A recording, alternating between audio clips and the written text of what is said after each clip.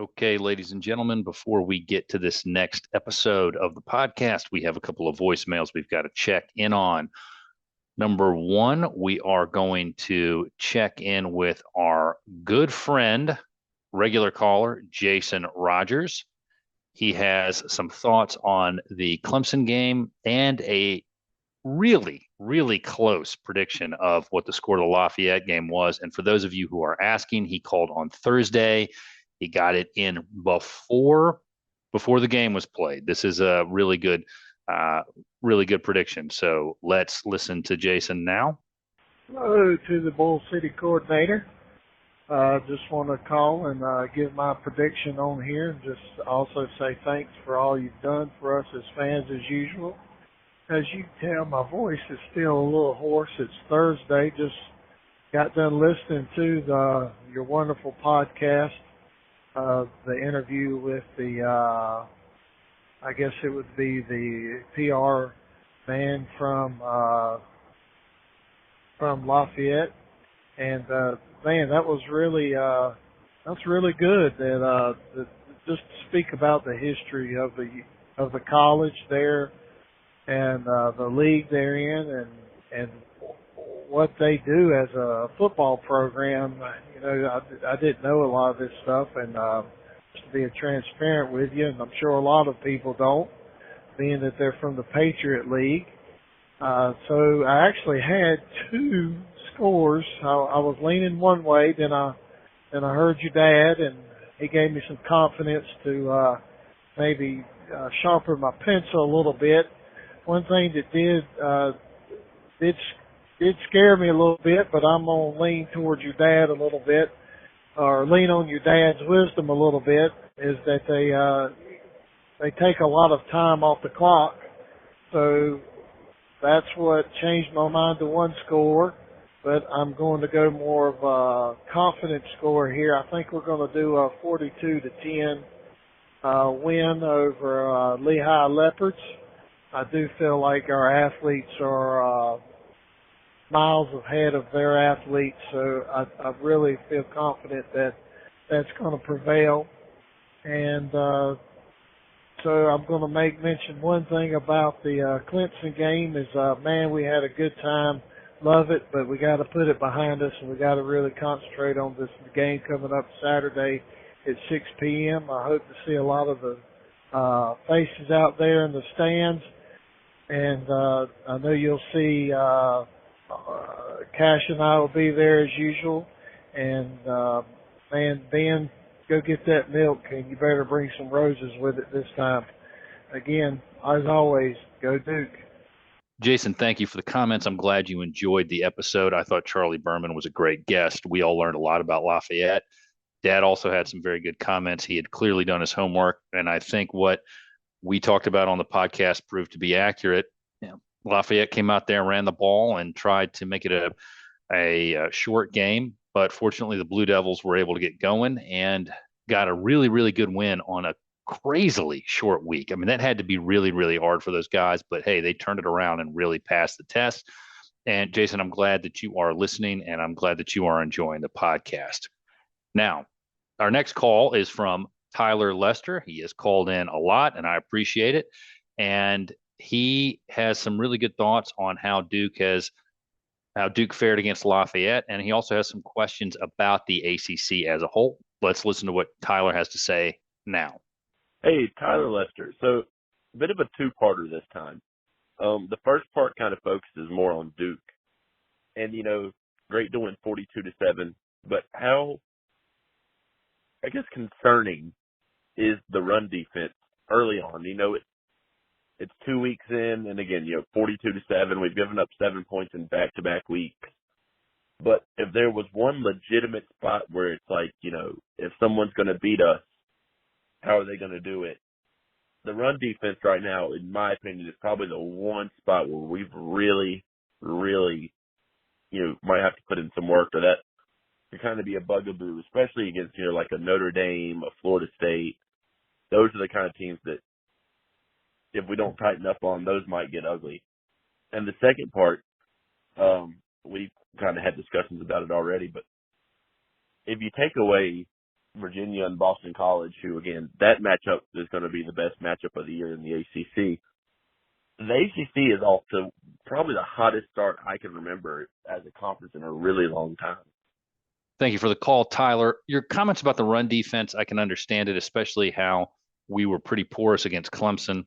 I wouldn't be too worried about it in this specific week because of the fact that it was just so short. The turnaround was so quick. There had to be a little bit of emotional kind of letdown, and then the hectic nature of what they were going through from Tuesday through Friday to get ready to play on Saturday.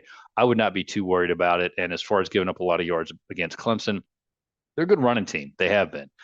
I'm not too terribly worried about it. I think that this unit has a bend, don't break philosophy to it, and they tighten up once the field contracts inside the red zone. So I'm not too worried about that. Now, on the question about the ACC, I think we're kind of back where we always are. And to make Joe Ovius and the other Star Wars fans who might hear this happy, I'm going to say that the ACC right now is a little bit like the Bendu from Star Wars Rebels. He thought that the Jedi were too far one way, the Sith were too far another, and the Bendu was the one in the middle. That seems to be where the ACC is as a whole right now, because while you have Florida State doing great, you have UNC, and I know people are saying it was a close game against App State. It's always going to be a close game against App State. It's almost another rivalry game. I'm sorry. UNC's got 2 good wins. Duke has 2 good wins for it. Wake Forest is playing well. They just beat Vanderbilt, which is an SEC team. Notre Dame, to the extent that they count, whatever, they're 3-0. But the bottom is really bad. It's a lot like last basketball season. Holy Cross, and I'm not knocking Holy Cross, but BC should not be in that close of a game to Holy Cross. BC also just lost to NIU before that. And then UVA, I don't know what to say that hasn't already been said. I mean, Tony Elliott is doing a Carl Franks impersonation in Charlottesville as far as just it's just the product's not good. And I'm not dogging Carl. I'm just trying to make a comparison there to kind of where UVA is at right now. So the bottom is the bottom. It's a lot like last year's basketball. The top actually wasn't too bad. I mean, Louisville was 2-0. Miami got all the way to the Final Four. And when I said Louisville's 2-0, that's this season.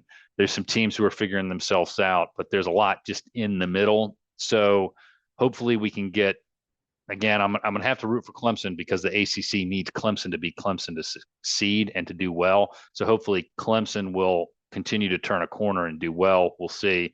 And Duke will continue to do well. I'm not going to root for Carolina to do well. I'd be fine if they lost all the rest of their games. We'll see what NC State can do. They're struggling a little bit, and offensively they need to pick it up. But speaking of NC State, that is a segue for those of you in the business. We have a call from an NC State fan, Dan Kinchelow. Dan, what do you have to say? Bird, Dan Kinchelow here. That Duke-Clemson game really created some mixed feelings in my household. My girlfriend is a Clemson alum and big Clemson football fan, so she was not happy with the outcome. But I've listened to you enough, and you often know what you're talking about. So I secretly put a little bet on Duke to win, which, as we know, worked out pretty well for me. Question for you. How do you think your Blue Devils are going to match up against my Wolfpack in mid-October? I'll listen for the response. Thanks. Well, Dan, thanks for the call. I'm sorry things are not great in Casa de Kinchelow, but at least you had something good come of the bet that you put down on it. Now, turning to your specific question, though, about NC State. And actually, before I get into that, thank you for listening, Dan. I appreciate it. And thank you for calling in. That's great. I really enjoy that. The fact that we have all these callers and people who've been listening for a while now getting a chance to call in and say what they want to say and get on the podcast. So I appreciate you doing that. Here's what I'm thinking about NC State right now. They look beatable. I watched them against UConn. I watched them against Notre Dame. The receivers just are not getting separation. Brennan Armstrong doesn't seem fully comfortable yet. And Duke just beat a team with the same kind of problems that NC State seems to have. Although I will say this, I'm leaning heavy Duke when Duke plays NC State again, unless something happens between now and then. But based on where we are today, I think you have to be favoring the Blue Devils in that game. What I will say, though, is you guys have a good D-line and you got a really good linebacker. That's going to keep you all in the game. But I think the problem's going to be is the offense's inability for the Wolfpack to put up points and to keep drives going. So given what we've seen from Riley Leonard, given what we have seen from the receiving core, and we saw the tight end get utilized a little bit more of that position against Lafayette, and the running backs, I've got to lean the Blue Devils against the Wolfpack. So those are my thoughts right now, but check back in as we get closer to that game. I'm looking forward to being there in person. Those are the calls we've got so far. So let's turn from the voicemail to the episode itself. Welcome back, ladies and gentlemen, to another episode of the Bull City Coordinators Duke Football Coverage Podcast. You can find us anywhere you get your podcasts. Follow our website, bullcitycoordinators.com. Send us an email, bullcitycoordinators@gmail.com. Our DMs on Twitter, sorry, that's still what it is, are open. Send us a message if you want to get in touch. Now, we, of course, have also added a voicemail line, and you just heard the calls for the next episode. So if you want to get on, give us a call, 540-632-0160. The more voicemails we get, the more mailbag episodes we will do. We are recording this episode after two nice wins by the Blue Devils. Duke is 2-0 after beating Clemson on Labor Day and shaking off a sluggish start, although predictable, given the ridiculously short week leading up to the Lafayette game, and that resulted in a 42-7 win. And the Blue Devils have to follow it up with another home game. This time it's against old foe Northwestern. Our next guest covers the Wildcats and is the managing editor for wildcatreport.com, the Northwestern rival site. Louie Vaccher, how are you, sir? I'm good. Thanks for having me. I'm glad that we were able to get on and do this. I'm looking forward to it. I want to learn more about the Wildcats. But before we get into that, why don't you introduce yourself to the audience and tell us where we can find you on social media and how you ended up covering the Wildcats. Sure. My name is Louie Vaccher. I am the publisher and managing editor of wildcatreport.com. The Twitter handle is @wildcatreport. And I've been covering Northwestern. This is my 20th season. So I started 2004 was my first season. So it's been a long haul. And I got this job by answering a message board post one day. But I'm a Northwestern alum. I'm a fan as a background and everything. So that's kind of how I got myself into it. And it's my hobby and kind of passion project.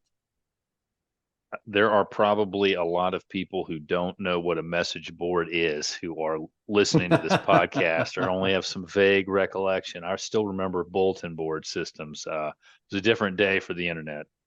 Oh yeah, absolutely. But we still have message boards that they keep our community going for sure.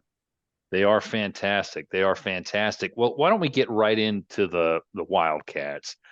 We all know a little bit about what happened this offseason with the football program, but of course it went a little bit deeper than that, didn't it? It affected some of the other teams there. Yeah, it was a full-blown scandal. It was ugly. I tell you, it was a rough summer for me and my writers and stuff like that. I've used the word alleged more than I ever have in my writing career over the last couple months. But so what happened was, Northwestern, it was on a Friday, July 7th, that they announced Pat Fitzgerald was going to get a 2-week suspension in the middle of July due to what their findings of this internal investigation about hazing within the program. We had heard that they were doing this investigation, and like 6 months later, they came out with that announcement. So everybody kind of assumed much ado about nothing. They're only giving them 2 weeks in the middle of summer when nothing's going on anyway. And then the following day, the Daily Northwestern published an article that had all of the hazing allegations from the whistleblower that started the whole investigation. It was very kind of explosive stuff, ugly things. And then the school president came out later that day and said, maybe they're going to rethink things. And then Monday they fired him. So it happened fast and furious. And, and since then, or, through July and into August, there was, lawsuits being announced every other day, it seemed like, and more allegations coming out. And it was a big, ugly mess. So now they got interim head coach David Braun. And he's going to be there this season, but beyond this season, no one knows what Northwestern football is going to look like. They might get rid of everybody on staff. They may retain, like if Braun does a good job, maybe they retain him. He's a guy that just got there in January, so he's brand new. He got hired as a defensive coordinator. This is his first Power 5 job. It's his first head coaching job at any level. So this is, it's uncharted territory. And like I said, we don't know what's going to happen at the end of the year. So Northwestern's kind of in this strange limbo right now. I'm just trying to think about this. When I saw the lawsuits coming down as an attorney myself, I was saying I wouldn't want to be filing necessarily first if I'm bringing cases.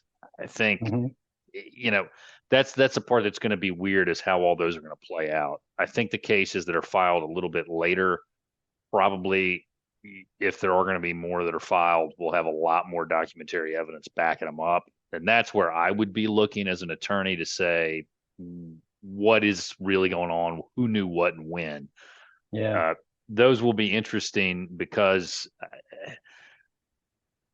not having done a lot of criminal work, I have this debate with people all the time. I say, you really have to look at what is the evidence. And the problem with, I think, the way that Northwestern handled it was the report got done and they announced the suspension and then they immediately reversed course, which just made them look weak, made them look like nobody knew what was going on. And I think still, even with the investigative findings that were done, there's still a lot of unknowns about how far up the top it went, it seems.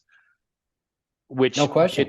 Which gets into maybe Fitzgerald should have been a little bit more hands-on, but I think everybody who's still thinking about that, and it's relevant to what we're seeing with what's going on at Michigan State now, let's wait and see ultimately what happens at the Title IX hearing and what's concluded. You have the report, then you have to have the Title IX board make its decision, make its finding, make its factual findings. Then, of course, you're going to see the litigation. Let's wait till we get all the evidence in to hear everything to make some decisions. But I will say this, and I sympathize for you guys covering it. Northwestern just did an awful PR job. Oh, it was a clown show. It was a clown show from the outset. I mean, for them to come out with these and say at the conclusion of this, that we're giving him 2 weeks. There was no evidence that he knew that Pat Fitzgerald knew about it and all this kind of stuff. They didn't release the findings of the investigation or anything. And then the next day, all this stuff, hits the fan. And what is it? It makes them look like they were trying to cover this up on a Friday. It was a release on a Friday, give them 2 weeks, middle of summer. We're going to push it under the rug and it's going to go away. Then the next day, the article comes out, and 2 days after that, they fire him, right? Based on the same information that you said they didn't find any evidence that Pat Fitzgerald knew about it. So now you're firing them for it. They went from 2 weeks summer to termination, So I think Dr. Schill, the president, who said that this was his decision, as well as Derek Gregg, the athletic director. I mean, the way they handled this was unbelievably bad. Like I said, it was a clown show. One thing that everybody, there are some people that don't think Fitz should have gotten fired. Some people think he should. There's a lot of factions right now going at each other in the Northwestern community, but everyone is united in saying that it was handled just terribly from the outset, and that the president, the athletic director especially, and the whole of Northwestern administration really look like amateurs. Well, to your point, as far as whether Fitzgerald should have gotten fired or not, I'll admit I don't know enough about it. I don't really have an opinion on it one way or another. From the perspective of, you had a good argument that he didn't know enough about what was going on with his program, which I think could be enough to say that we need to make a change. But if I remember correctly, he's got a 4-cause provision in his contract for what he can be fired for. And if you're Northwestern and you previously said, hey, 2 weeks is all you get, odds Yeah. are he's going to be successful in his lawsuit. It's going to be hard for Northwestern to backpedal from. Yeah, I agree with that 100%. And he hired Dan Webb, who's a very high profile, powerful attorney in Chicago. He's a big name here. They haven't filed yet. He's only responded to the report, and there's been a few other lawsuits coming that name him specifically, and they always say, evidence. They come out with a statement that says he still hasn't been, this investigation that took 6 months didn't find him liable. And what Schill said initially, so after the Daily Northwestern story came out, Schill said, well, we punished him because, they say he didn't know. But he opened the door and said, but he's going to look at what Fitzgerald should have known. And that's what he based the decision to fire him on, is what he said. Now, I think that's certainly plausible that he should have known. He gets paid a lot of money, and he was there 17 years. Believe me, Fitz was in complete control of that program. And this is something he should have known if he didn't. So that's why they terminated him. But how they can give him 2 weeks and then turn around 3 days later and terminate him, that's where it gets dicey. Yeah, and I agree with you to the point that should have known is a really hard thing for him to get around. The problem Northwestern has, again, and I don't do a lot of employment or breach contract work, but I do try cases. And the one fact that I would really want to wave before the jury if I were the Fitzgerald's lawyer is the announcement about the 2-week suspension. Mm-hmm. And they don't really they didn't learn anything new. No. When they changed their mind. So where's your for cause? What happened? What new fact did you learn? There's going to be a lot of really tailored discovery about that. And frankly, if they had just said, well, we're going to suspend them, we're going to increase the duration of the suspension, with all these lawsuits that are coming out, Northwestern, if they made a decision now to terminate them, would have been in a much better spot, which again goes back to this point. All these people who work at Northwestern are very intelligent and very educated. And we're seeing it with what happened with Michigan State, that disaster of a press conference they had. I mean, about Mel Tucker, how is it that these people at top institutions are so bad at something so basic that they can't even get a PR firm to handle the messaging part of it for them? Yeah, I agree with you 100%. And, Dr. Schill is a law professor, by trade. That's what his education is in. And it's just really shocking, the whole thing. And on top of that, Dr. Gregg, I don't know how far you got into it, but, he was on vacation when this whole thing broke. And, he like players were saying they didn't find it, they had to find everything out on Twitter, and he didn't talk to them directly. And then after they fired Fitz on Monday, he was at this meeting. So they held a whole team meeting, and he did it by Zoom call, which, they couldn't believe that he didn't come in. And then he made a statement and didn't stick around even for questions. So it was just bungled. Every aspect of this was just handled so poorly, and I think it just made it so much worse. It's really bizarre. I mean, it's just really bizarre, and it puts the guys who are there now in such a tough position. And I mean, we could do episodes upon episodes about this, but let's talk a little bit about how the football team itself is handling all the controversy they've had to deal with. I'm a big believer in the one thing that can really heal you and get you back to normal is going back to work. And that is the one thing that is a cure-all in many instances. Is the fact that these guys are playing football now and back in their routine, has that helped them at all? Yeah, I think so. I don't think there was a team in America that was more looking forward to the start of the season than Northwestern. Now, having said that, I thought in the opener we would have seen that against Rutgers. Instead, they came out and kind of laid an egg in week 1, and they got pushed around and they fell behind early, and really, they lost 24-7, but the game was not that close, and they scored with 19 seconds to go when it was garbage time, so it was a really disappointing performance. And then this week they bounced back. This was this game against UTEP. UTEP scored on their first possession. It was 7-7 at halftime, and it looked like, Northwestern looked a lot like they did in week one.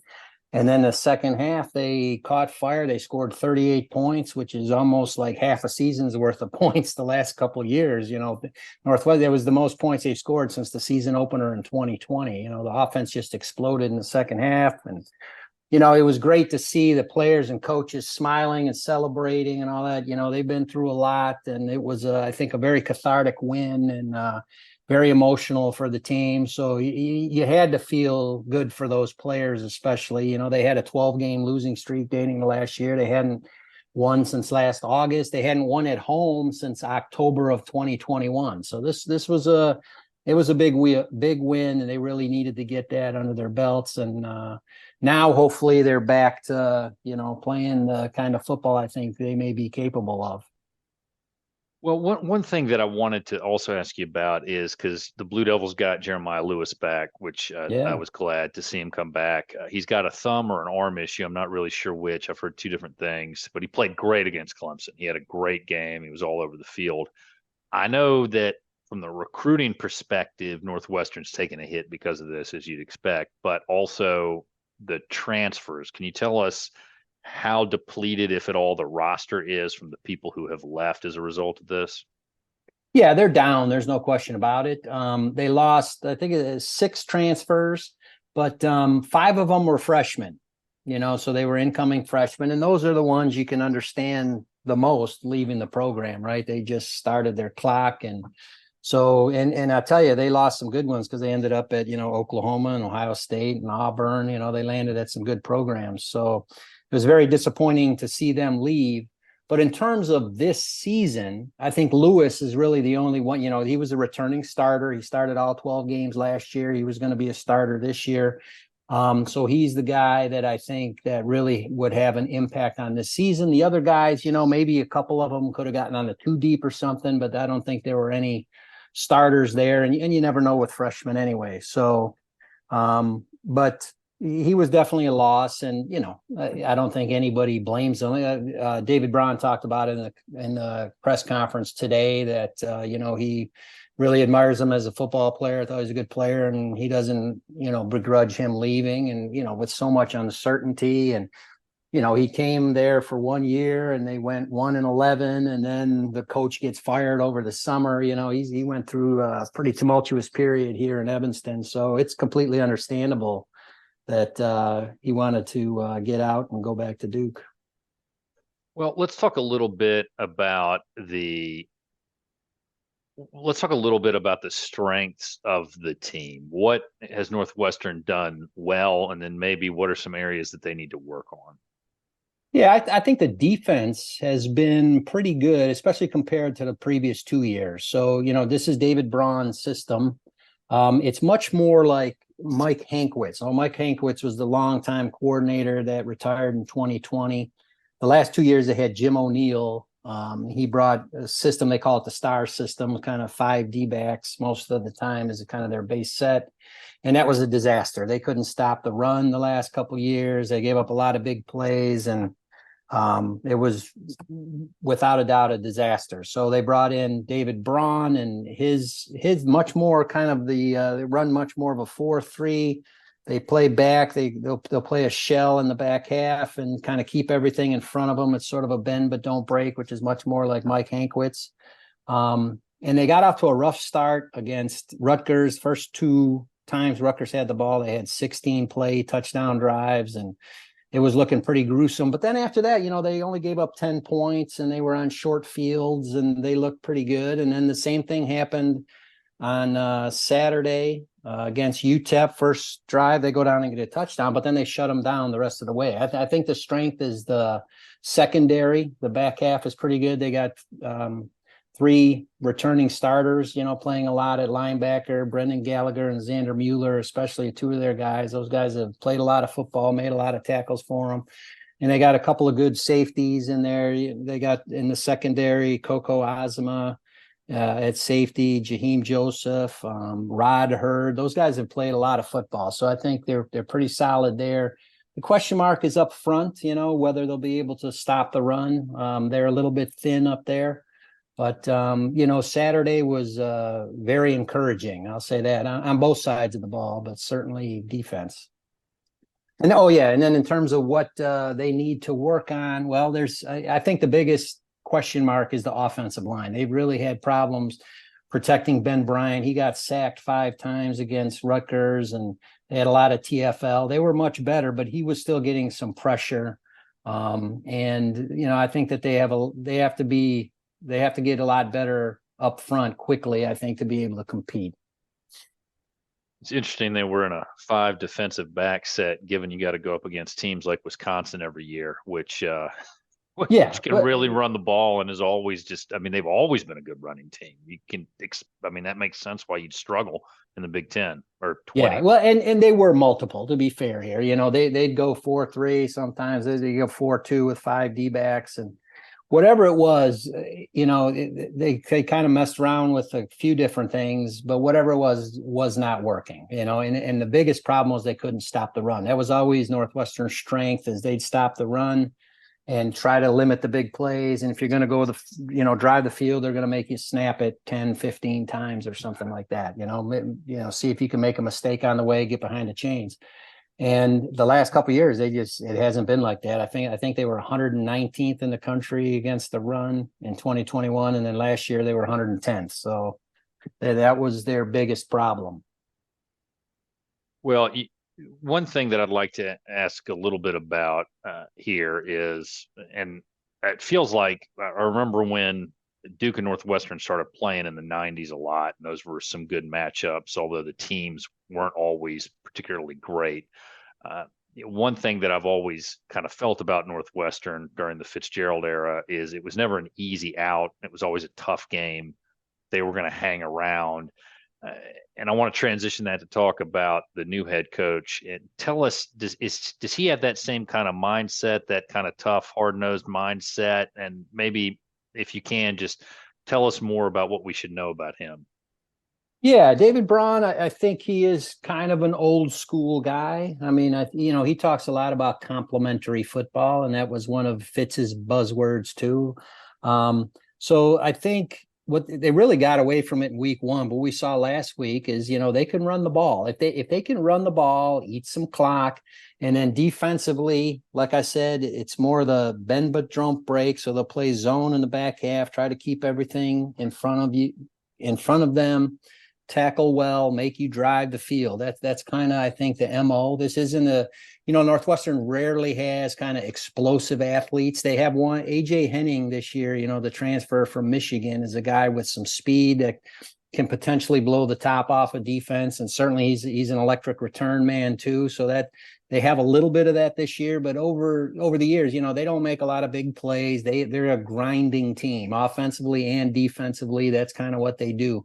And under Fitz, that's exactly what they did. It was, play solid defense, run the ball, and don't make mistakes, win the turnover battle. And that formula, I think it was like the second most 1-score wins during his tenure. They had like 49 of them over a period of, I think it was 15 years. I can't remember the exact numbers, but that's how they won games. That was their MO. And, they really got away from that the last couple of years. And I think that's kind of the direction Braun is going. And, personality wise, he doesn't have, Fitz was a very magnetic personality and things like that. David Braun is much more of a no nonsense guy, very earnest, very honest guy. And, his players love him.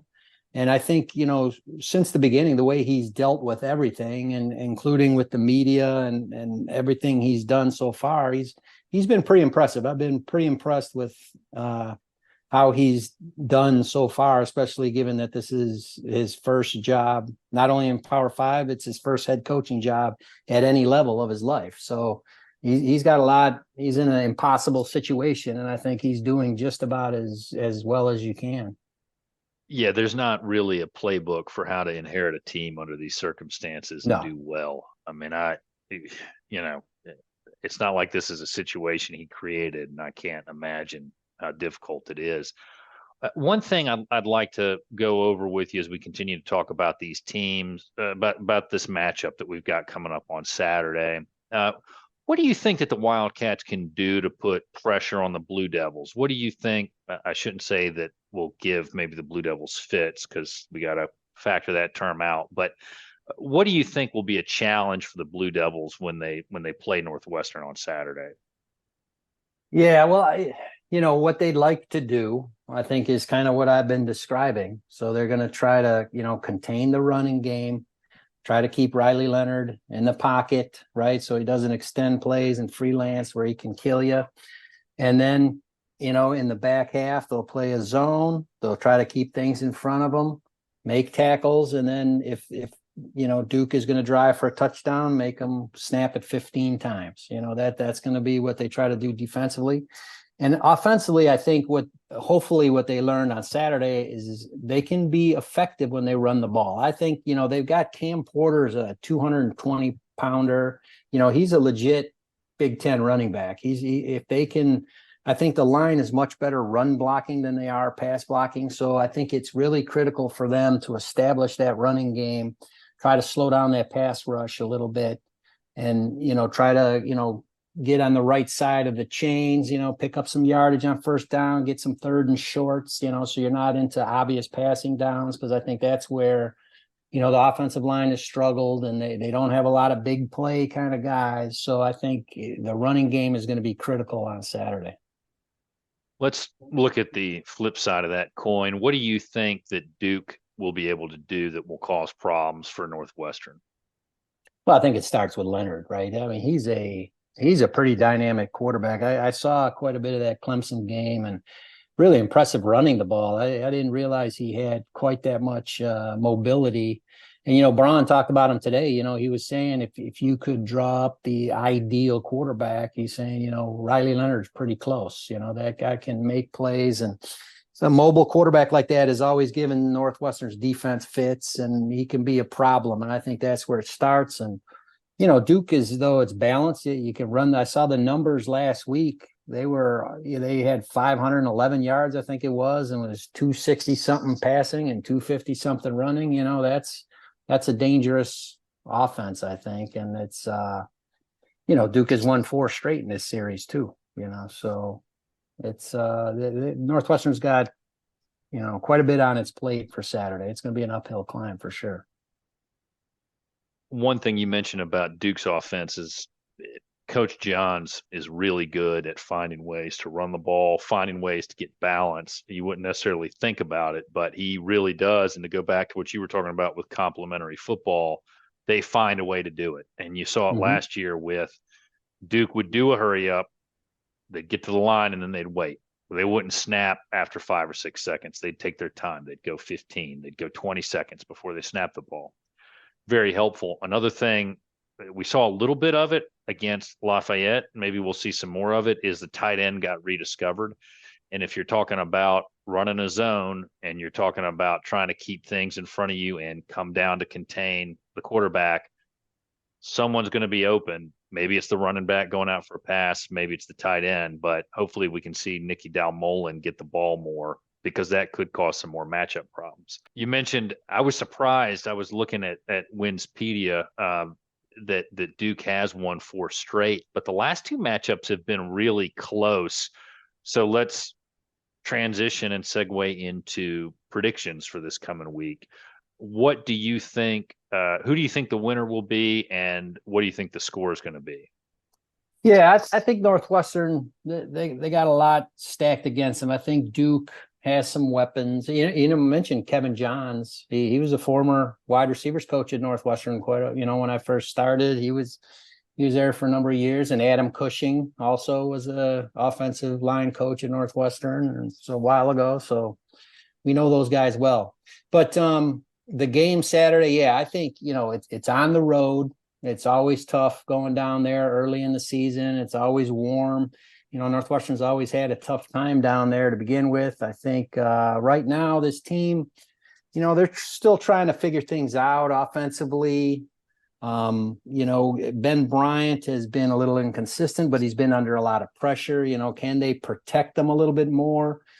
They've already had 4 quarterbacks take snaps this year, so it's been kind of wild. And they've got this guy Jack Lausch that they like to use as their Wildcat guy, and Ryan Helinski had to come back and play last week. So they're trying to figure things out. I think what they need to start establishing is that running game. I think that will do them, if they can get that established early.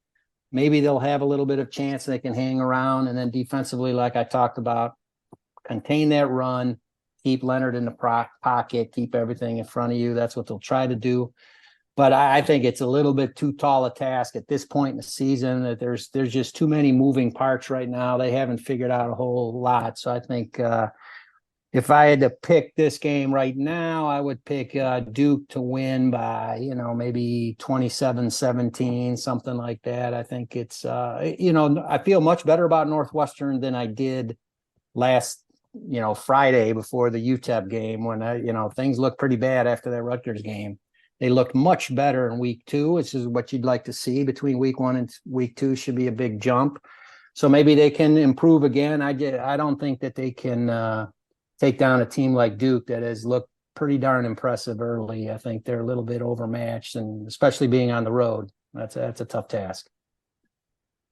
Well, I think that's a good analysis. I think you hit all the points I was going to hit, so I will be short. I think that Duke, being a more veteran team, having figured themselves out and is not going through the crisis that Northwestern has had to go through to get where it is now. If this game were a little bit later, you might think of it differently.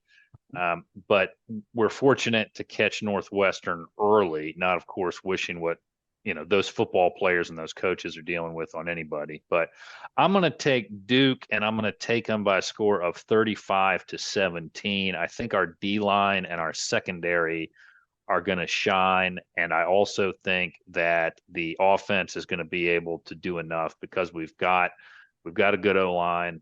We've got running backs.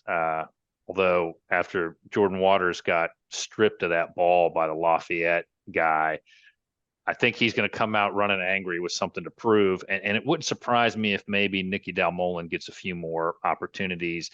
I think it may be closer early, but as the game goes on, the Blue Devils will just kind of wear them down and get to the win. So I'm going to go 35-17. Rare moment of positivity for me in my life as a Blue Devils fan. Yeah. I mean, I grew up watching them, and people who listen have heard this, but I grew up watching them, right at the end of the Spurrier era was where I really have my first memories of the program. So you're talking about some bad years under Coach Wilson, really good year under Goldsmith, and then just after that until Cutcliffe showed up, a lot of pain. And then, of course, the end of the Cutcliffe era was what it was. But I'm excited now, so I'm very positive. And we also have another guest picker. We are going to get a voicemail from former Duke running back Joe Ajibi, friend of the podcast and attorney who has been on before. He is going to call in with his prediction, and we are going to listen to Joe now. Hey, how's it going? This is Joe Ajibi, former Duke running back, calling from California. Leaving my prediction for this Saturday's game. I think that we're going to see another great performance. Got those boys out there playing the way that we want to see our Blue Devils play, coming off 2 strong wins, especially that week 1 win versus Clemson. I think we've seen a lot of good things from our offense, but we've seen some great things from our defense.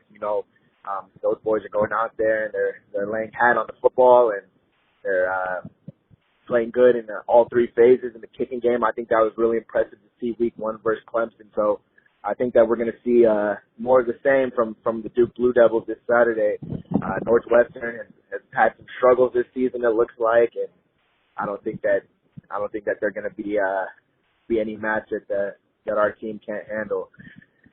Score, I'm thinking, I think we're going to see 28-10 Blue Devil victory. And so I'm excited to see what happens this weekend. I'm excited to see Riley Leonard and the boys in the backfield get the job done. We have some great receivers on the outside, so it'll be fun to watch. Can't wait to tune in. All right. Thank you, Joe, for that. I really appreciate it. You were kind enough to take some time to call in. I know how busy you are, and I really appreciate it. And I'm glad that we've been able to stay in touch over the years, and maybe we can get you back on the podcast here soon and do another interview with you, and we can talk more about the transfer portal and college football and the Blue Devils generally. Looks like we've got one more call. It will not be coming from my wife. That's not because I got the milk. Don't tell her, but I still have not gotten that yet. Also, the boy is not doing a This Week in Sports call in. He's been really busy with soccer this week, so he had to drop this off of his plate. I told him no excuses, play like a champion. But we do have a check in from Richlandia, so let's see what he has to say about how things are in that wonderful, wonderful world of delusion and fantasy in which we all wish we could live. Well, hello again from Richlandia, and I'm sorry things aren't always perfect here. I know I predicted our Blue Devils to beat Lafayette 42-10, and they only won 42-7, so my apologies for being so far off on the final score. Quick look at Northwestern, this week's upcoming opponent. They opened the season losing to Rutgers and had to score very late in the contest to avoid being shut out. But they followed that up this past weekend by beating the University of Texas at El Paso, formerly known as Texas Western, pulling away late for a comfortable win in that contest. They're averaging less than 100 yards per game on the ground and just under 200 yards per game through the air. Their third down conversion rate is 42.3%, and they've gone 1 for 3 on fourth down so far this season. They have done a great job of splitting things up and running the ball and passing the ball 61 times so far through 2 games. They have a 60% completion rate passing, and should be a challenge because it took a great play by our defense to hang on after getting an early lead against those guys last year. A little concerned about Riley's left arm. Looked like he dinged it a couple of times in the game, close together, a couple of plays apart, including the second time when a defensive player got flipped into him and his left arm got kicked, and you could see a little spot there on his arm later. However, Balin looked pretty good, getting quite a few snaps, threw the ball well, ran a couple of times, and I think if we had to depend on him, we'd be okay. I think after a full week off, this team will be rested and more focused and a little more emotional and prepared from the mental side of things to do well against Northwestern. I'm going to go Duke 31, Northwestern 13 as we get to 3-0, still on our way to 10-2. That's all from Richlandia. Let's go Duke. All right, Dad. Wonderful prediction. And they're 2-0, 8 more wins. They get to 10-2. And ladies and gentlemen, if that happens, Richlandia is all around us. Well, let's see. You were kind enough to come on. We got the little calendar snafu straightened out. You got me out of cleaning out the dishwasher, which I appreciate. That was a big help for me. So one thing that I like to do is give you a chance to plug anything you'd like to plug and give you an open mic to talk about anything that you'd like to talk about. You've been kind enough to come on and answer a lot of my questions. So I want to return the favor and give you the floor.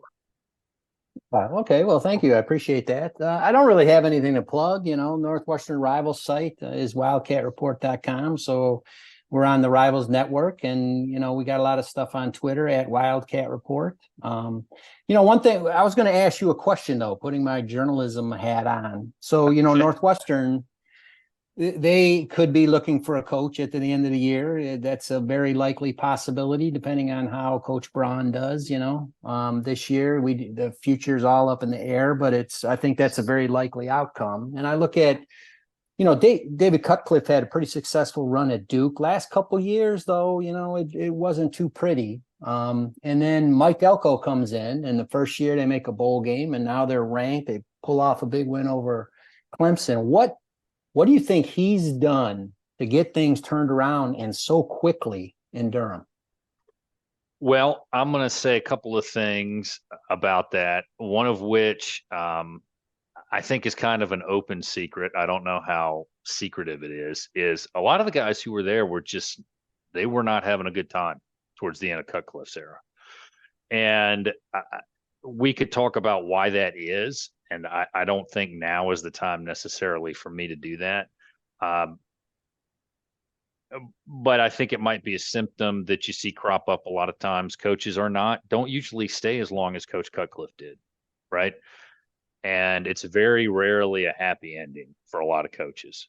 So I think one of the things was that the people who stayed there, who did not transfer out, were just happy to play football again. They had fun again, and they were not having a lot of fun those last couple of years under Coach Cutcliffe. That was one thing. The other thing, and I would, I'm sure you haven't listened yet, but go listen to season 3 of the podcast, the interview that I did with Colby Campbell. I think it was the second interview of the season. And he will tell you everything you need to know about what was wrong with the strength and conditioning program at Duke under Coach Cutcliffe. That was a big problem. And strength and conditioning is very important at every school, but it's particularly important at a place like Duke, and I'm sure at a place like Northwestern, where you don't have the bodies that a lot of other schools have because of the academic requirements. And it's hard. You can't get as many kids in. It's just not as easy. But the Coach Feely coming in really turned around the conditioning of the program and really elevated these guys. If I had to say how he's been able to turn it around, those are the two things that come to mind. One thing, though, that I want to say, and former Blue Devil and current defensive coordinator for a high school team that I'm spacing on, I'm sorry, Carlos, but Carlos Ray and I've had a lot of conversations about that. He said he got a really good vibe for Coach Elko when Coach Elko hired Kevin Johns to be his offensive coordinator. He said to me, Carlos did, he said, you know what? If you're a defensive guy and you become a head coach, you have got to hire an offensive coordinator who can be a head coach. That has to be your first choice every time. You can't get a guy that you just want to be your backup. You got to hire a guy you may lose soon, and that's okay. And he said the same is true if you're an offensive guy. Your defensive coordinator has to be someone who can go get a job, which Jimbo Fisher did it with Mike Elko, right? So I think that Coach Elko hired people who can and will succeed, and I think he's okay with them. God forbid they get jobs they can't turn down and leave Durham, but I don't think he's going to have the same concerns that some other coaches have about hiring guys who leave. Yeah. If I was going to narrow it down to 3 things, and there's probably a lot more, those are the 3 things that I would point to. Yeah. And how he turned it around so successfully and so quickly. Yeah. Well, that's one thing, Northwestern fans are hoping that this doesn't, put them in a 5-year hole that's going to take a long time to get out of. And, I think if you hire the right guy, like a Mike Elko, you can turn things around quickly, as he's already shown, but you got to get that right guy. And right now I don't have a whole lot of confidence that the Northwestern administration will be able to get that guy the way it's presently constructed. So we'll see if changes are coming there as well. We don't know. Everything's kind of up in the air. Everybody's just going to fans are just going to try to enjoy this season. The expectation bar is low. Maybe they'll pull off a surprise or 2 this year, but we'll see. Yeah, and along those lines, what are the biggest challenges on Northwestern's schedule, do you think? Well, I mean, I thought their best chance at a Big Ten win was against Rutgers. I think that was their biggest chance, and that they already let that one go. And, they got Penn State coming on the schedule, and then, Wisconsin and the usual Big Ten West. And they're going to be underdogs, I'm sure, every week, probably double-digit underdogs.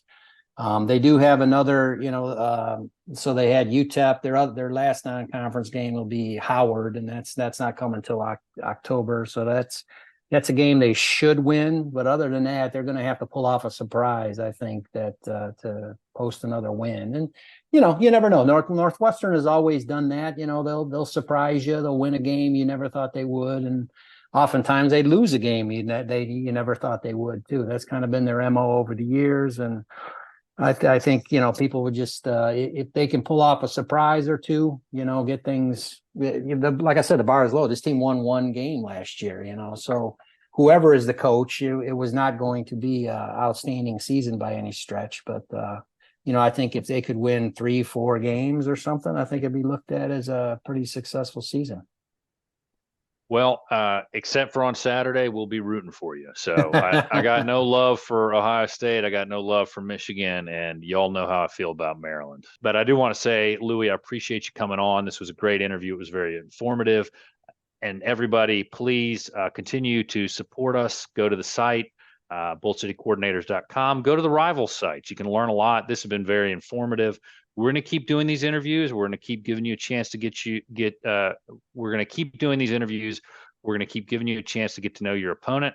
If you want to get on the podcast, leave us a voicemail, 540-632-0160. And as always, go Duke.